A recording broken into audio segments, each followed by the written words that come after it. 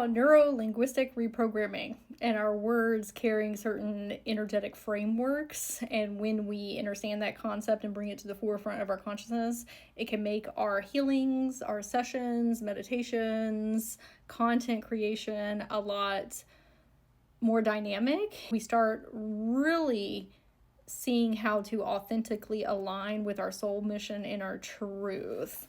So I created a email the other day, and I was talking about inner child healing.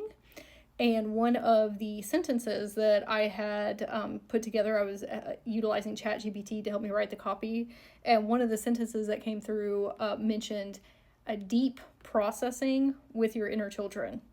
Now, that was not in alignment with the energy that I was trying to project within this email, because, and I'm going to say that, not this is going to be triggering what I'm about to say, but it is about some triggering things. I just want to give you that opportunity to scroll if you need to, okay?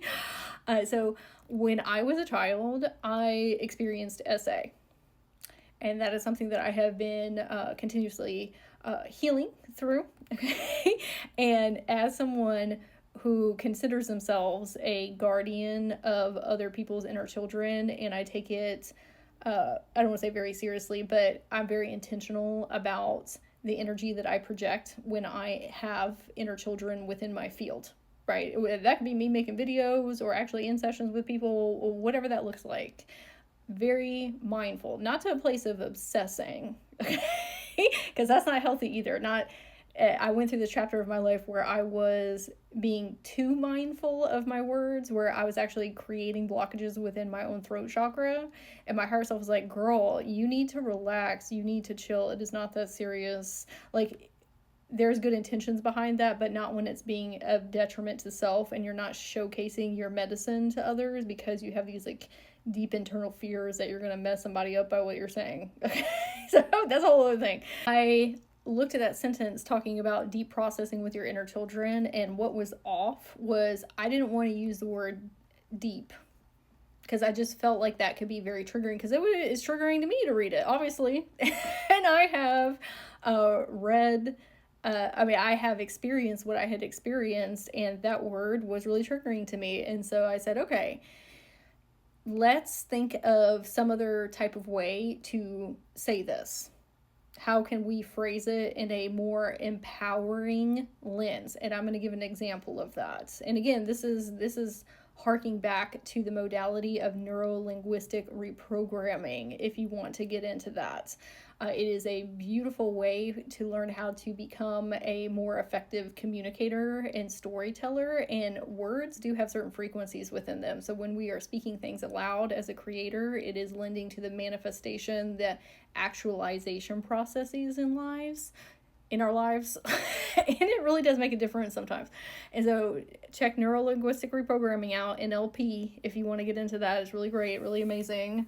You can also go on Google and type in Christy Whitman, and she has a 30-day challenge. It's free. You can sign up for, and every day she sends a 1 to 2 minute video about certain words that we use in the collective consciousness and what they mean energetically and what we can insert instead. I did her challenge a few years ago, and that's how I got introduced into NLP in the first place. And she's great. She's a real multi-dimensional healer and teacher. She has a lot of incredible talents. I do recommend doing that. So back to what we were saying. Okay, I remember. Okay, I'm going to give you an example. This is the ADHD. Okay, I'm going to give you an example of the differences this can make. When we are learning about protecting ourselves in the spiritual realms, that's great, because there's a lot of people that feel disempowered in their lives as empaths and highly sensitive persons that have been taken advantage of, or have been in narcissistic relationships, manipulative relationships. And so coming in and protecting yourself is incredibly empowering, and learning how to put up shields and all of these different things. But as you progress through your journey, that can actually start to be a detriment to self. Because when you're using the word protect, it is indicating that you are able to be attacked. And that there are things that are going to consistently be trying to enter your field, whereas we could switch that and embrace more sovereignty.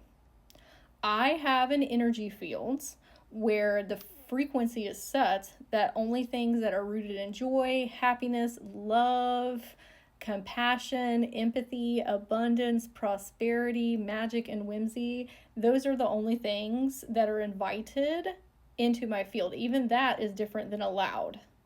Allowed is very constrictive energy, whereas invite is very open, right? But we're still holding boundaries by saying anything that is not invited into my field. So that's when we switch into sovereignty, which is different than protecting. Sovereignty is, ain't nothing can touch me. I'm not worried about that. But in order to be able to get to that level, there's nothing wrong with using the terminology protecting, because that is a step above being or feeling disempowered. So protection is great, but then we can go even a step further once we hold more boundaries and say, I'm actually sovereign. Okay? Nothing can come in here that I don't want. And instead of focusing on what I don't want, we're actually going to focus on, this is what I would like to invite in all of these wonderful things that we mentioned previously. And so that's why I wanted to come on and make this video in the first place, is that oftentimes when something doesn't feel quite in alignment with what we are creating, it's because the energetics under the words might be off a little bit. And that's a beautiful time for us to come in and ask, why? What could I put in exchange there that would feel more in alignment with my soul mission and my energy healing abilities and what I am creating and putting out into the world, and the energetics that I want to project from those things? Because your creations, whether it's masterclasses, workshops, live sessions, they have their own auric fields. So what are we pouring into that? And it's okay to make adjustments.